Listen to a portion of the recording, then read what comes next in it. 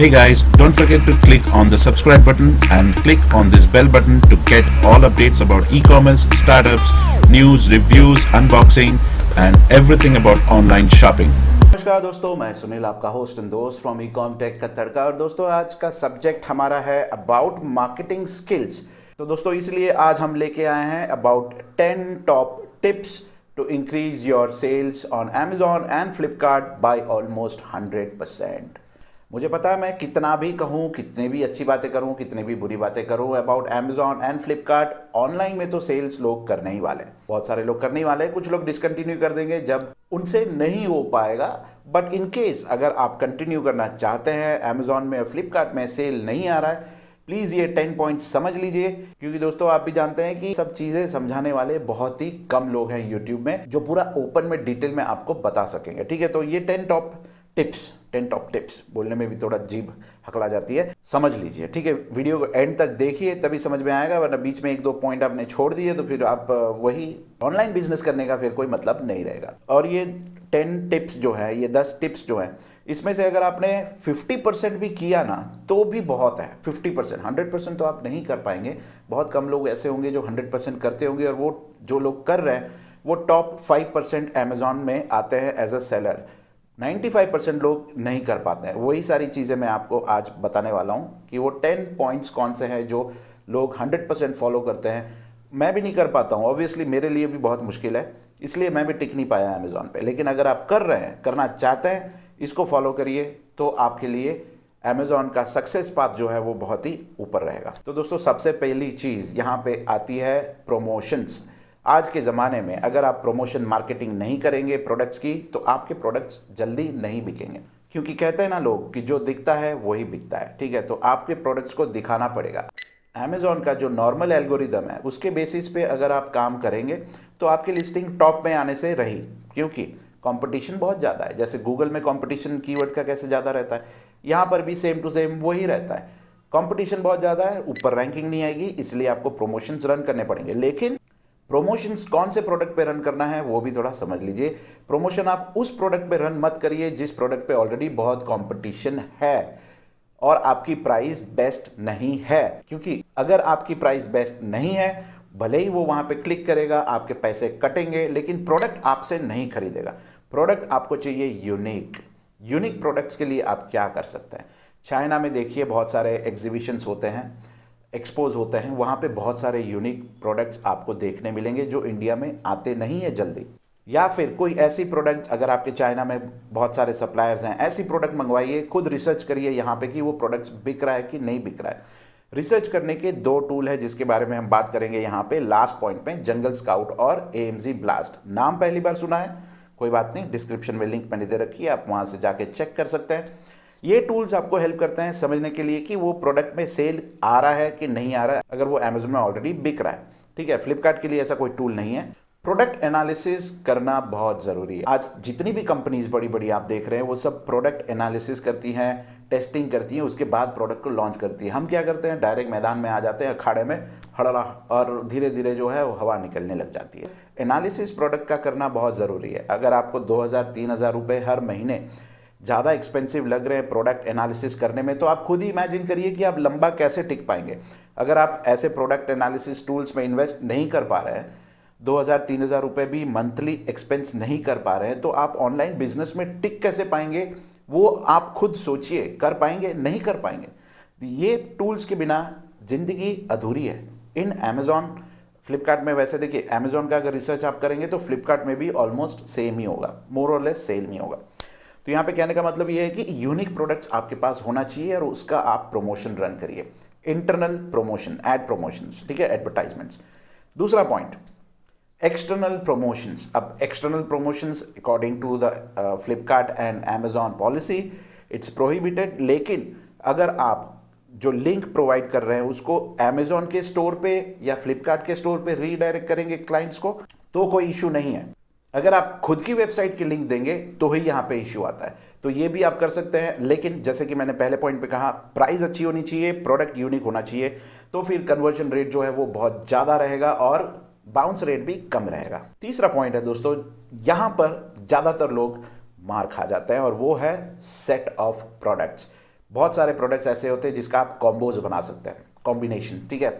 एक ये लिया, दूसरा ये लिया, तीसरा ये लिया, उसका एक कॉम्बो बनाइए, कॉम्बिनेशन। कॉम्बो प्रोडक्ट्स ज़्यादा चलते हैं, पता है क्यों?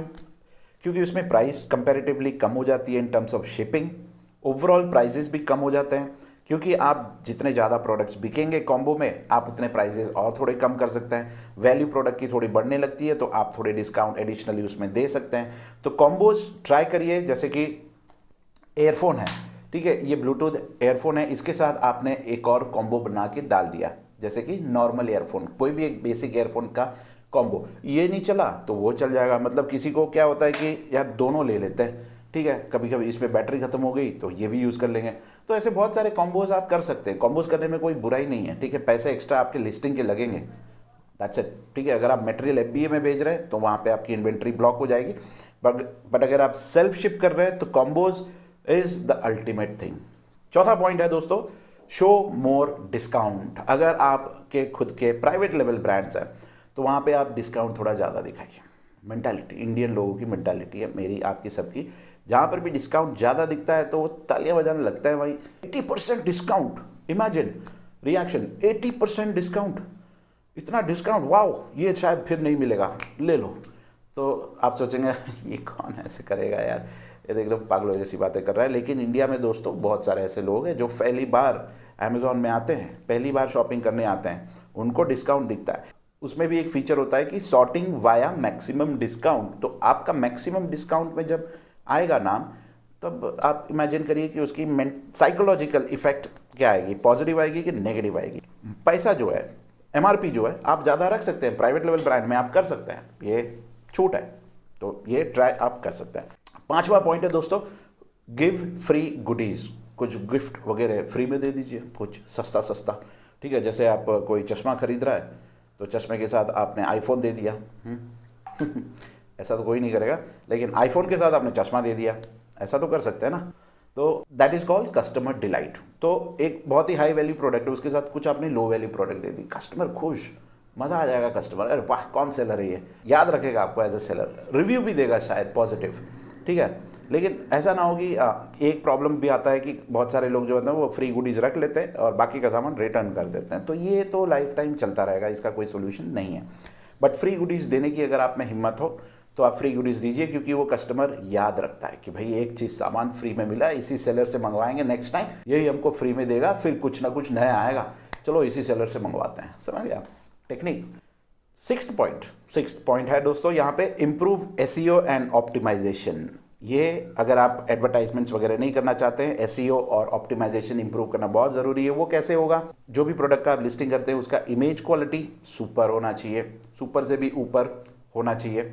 जो कंटेंट होता है उसका, वो कंटेंट भी सुपर से ऊपर होना चाहिए। मतलब आपने 4 लाइन लिख के छोड़ दी, नहीं मज़ा आएगा कस्टमर्स को देख कर, यार ये तो नया खिलाड़ी लग रहा है यार। आज देखिए कंपटीशन कितना ज़्यादा है, अच्छे अच्छे जो ब्रांड्स है उसकी लिस्टिंग्स देखिए आप, कितनी अच्छी A+ लिस्टिंग्स देखिए, तो वहाँ पे सेल और उनके रिव्यूज़ भी देखिए आप, साथ साथ कितने रिव्यूज़ होते हैं अच्छे अच्छे। तो लिस्टिंग के ऊपर बहुत फ़र्क पड़ता है। अच्छी लिस्टिंग होगी, अच्छे इमेजेस होंगे, इन्फोग्राफिक इमेजेस होंगे, आपका माल ऐसे ही बिकेगा, ठीक है।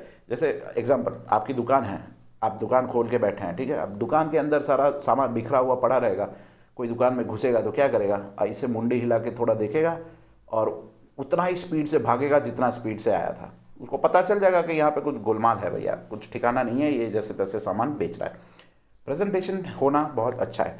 अगर वेयर हाउस है आपका तो बात अलग है, लेकिन अगर आपके पास दुकान है तो दुकान आपकी अच्छी सजी हुई रहनी चाहिए। तो यहाँ पे ऑनलाइन बिजनेस में यही आपकी दुकान है, जो लिस्टिंग है वही आपकी दुकान है, उसको आपको अच्छे से सजा के रखना पड़ेगा। 7th पॉइंट है दोस्तों, send products to fulfilment centres. यहाँ से आपका सेल मल्टीपल टाइम्स ग्रो होने लगता है। अगर आप इजी शिप से बेच रहे हैं या फिर सेल्फ शिप से बेच रहे हैं, अगर FBA से भेज रहे हैं तो इजी शिप और सेल्फ शिप दोनों को मिला के जितना सेल होगा उतना ही सेल आपका मान के चलिए FBA से होगा। FBA पे और भी दूसरे क्या फ़ायदे हैं वो भी आप समझ लीजिए। वहाँ पे आप लाइटनिंग डील्स कर सकते हैं, ठीक है, डील्स में एक्टिवेट कर सकते हैं। ये पॉइंट जो है वो नेक्स्ट पॉइंट है, running lightning deals and other deals. तो अगर आपका प्रोडक्ट FBA में है तो ये सारे डील्स आप रन कर सकते हैं। उसमें एक मिनिमम क्राइटेरिया होता है 30 डेज़ का। वो प्रोडक्ट 30 डेज से ज़्यादा पड़ा है वहाँ पे आप 10% और डिस्काउंट दे के लाइटनिंग डील्स में डाल सकते हैं। लाइटनिंग डील्स में जैसे कोई प्रोडक्ट आता है उसकी सेल ऑटोमेटिकली बढ़ने लगती है, क्योंकि उसका सेक्शन ही पूरा अलग है और उसको अमेजॉन अलग से प्रमोट करता है लाइटनिंग डील्स को, और जो अदर डील्स होती है उसको। तो अगर आपके प्रोडक्ट्स डील्स में डालने हैं, लाइटनिंग डील्स में डालने हैं, कस्टमर केयर से बात करिए कैसे करना है नहीं करना है। डील्स में आपके प्रोडक्ट्स घुस गए तो लाइफ हो जाएगी आपकी झिंगालाला। 9th पॉइंट है दोस्तों यहाँ पे जनरेट रिव्यूज़। रिव्यूज़ जनरेट करना बहुत ज़रूरी है, ठीक है। रिव्यूज़ के बिना प्रोडक्ट ऐसा लगेगा जैसे बाहर से दुकान एकदम सजाई हुई है और अंदर कुछ सामान ही नहीं है, ऐसा लगेगा। बाहर से एकदम झकास लग रहा है, जैसे अंदर घुसा देखा सब खाली, तो ऐसा लगेगा। रिव्यूज़ होना बहुत ज़रूरी है प्रोडक्ट्स में। रिव्यूज़ देख के ही कस्टमर डिसाइड करता है कि इस बंदे से प्रोडक्ट लेना है कि नहीं लेना है। जितने अच्छे रिव्यूज़ उतने अच्छे सेल्स आपके आगे होते रहेंगे। इसके पीछे एक सर्वे भी हुआ था कि रिव्यूज़ अच्छे रहने से 30 to 40% चांसेस बढ़ जाते हैं फॉर सेल। 30 to 40% चांसेस कम नहीं है दोस्तों। लोग 5% सेल बढ़ाने के लिए भी लाखों रुपए खर्च कर देते हैं। यहाँ पे 30 to 40% इफेक्ट आता है, पॉजिटिव इफेक्ट आता है बाय हैविंग गुड रिव्यूज़। तो रिव्यूज़ बढ़ाने के लिए आप क्या कर सकते हैं, एक छोटा सा टेम्पलेट यहाँ पे या स्टिकर एक बना के चिपका दीजिए प्रोडक्ट के ऊपर। उसमें ब्राइबरी वाली कोई चीज़ मत डालिएगा कि आप मुझे फीडबैक दीजिए पॉजिटिव तो मैं आपको ये गिफ्ट भेजूंगा, ऐसा पॉलिसी के अगेंस्ट में। आप सीधा उसमें यही लिख सकते हैं कि प्रोडक्ट आपको अच्छा लगा, सर्विस आपको अच्छी लगी, पैकिंग आपको अच्छी लगी, टाइमली डिलीवरी हुई, प्लीज़ थोड़ा सा टाइम निकाल के रिव्यू दे दीजिए। यही वाक्य को आपको इंग्लिश में कन्वर्ट करके लिखना है, ताकि हिंदी में भी लिख सकते हैं, ऐसा नहीं है, हिंदी और इंग्लिश दोनों में लिखिए ताकि कस्टमर देख सके, पढ़ सके और रिव्यू दे सके, ठीक है। और दूसरी एक चीज़, अगर आपको लगता है कि कस्टमर को नहीं पता होगा कि रिव्यू कैसे देना है, आप एक चैनल बनाइए यूट्यूब का, ठीक है, और वो यूट्यूब की लिंक उसमें डाल दीजिए कि to check how to give the review on Amazon, just check this video on YouTube. हाँ, सिंपल है, आपका यूट्यूब चैनल भी चल जाएगा। 10वां पॉइंट है दोस्तों यहाँ पे carry out competitive analysis. Competitive analysis करना बहुत ज़रूरी है। कोई भी बड़ा बिजनेस करना हो, एनालिसिस, डेटा क्रंचिंग करना बहुत ज़रूरी है। अगर आप चाहते हैं कि मैं महीने में 10 लाख का बिजनेस करना चाहता हूँ, 5 लाख का बिजनेस करना चाहता हूँ, लेकिन आप 2000 का टूल ही अफोर्ड नहीं कर पा रहे हैं, तो फिर आप बिजनेस कैसे करेंगे? कर पाएंगे? नहीं कर पाएंगे। आपको वो टूल मैंडेटरीली लेना ही लेना है, यूज़ करना ही करना है। वो टूल से ही काम चलेगा भाई, क्योंकि उसके अंदर ही है डेटा सारा, क्या कितना सेल हो रहा है, कहीं कहाँ सेल हो रहा है, क्या मार्जिन में सेल कर सकते हैं, सब कुछ एक ही बिल्डिंग के अंदर है, जंगल स्काउट या AMG ब्लास्ट। वो 2 ही चीज़ है जो आप यूज़ कर सकते हैं, और भी बहुत सारे होंगे, बट ये बेस्ट है अभी एज ऑफ नाउ। एक्यूरेसी के लेवल में 80 to 90% मैं कह सकता हूँ एक्यूरेट होंगे। 100% तो एक्यूरेसी का तो कोई गारंटी कोई देता ही नहीं है। तो ये 10 पॉइंट आपको याद रखने हैं अगर आपको अमेजोन में ग्रो करना है। अगर आप देखिए पॉइंट सारे लिख लीजिए, इसमें से आपका कुछ भी रह जा रहा है, कुछ भी मिसिंग है, उसका इम्पैक्ट लेवल कितना ज़्यादा है वो मेजर करिए, ठीक है, इन टर्म्स ऑफ 1 to 10। आपके इम्पैक्ट लेवल्स हाई ज़्यादा आ रहे हैं नेगेटिव साइड में, उसका मतलब है कि आपको छोड़ देना चाहिए। पॉजिटिव साइड में ज़्यादा आ रहे हैं, इसका मतलब आपको कंटिन्यू करना चाहिए।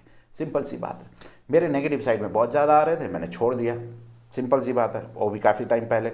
आपके भी देख लीजिए, मेजर कर लीजिए नेगेटिव साइड में कितने इम्पैक्ट लेवल आ रहा है, ज़्यादा कम आ रहा है, डिसाइड कर लीजिए करना है कि नहीं करना है। आप अगर आप ये सब किए बिना अमेज़ॉन में काम कर रहे हैं तो ज़्यादा लंबा नहीं चल पाएगा, क्योंकि बहुत बड़े बड़े लोग, उनके पास बहुत सारी टीम होती है, काफ़ी लोग बैठे हुए रहते हैं प्रोडक्ट एनालिसिस के लिए, प्रोडक्ट पैकिंग के लिए, फ़ोटोशूट के लिए, तो उनके सामने टिकना बहुत मुश्किल है।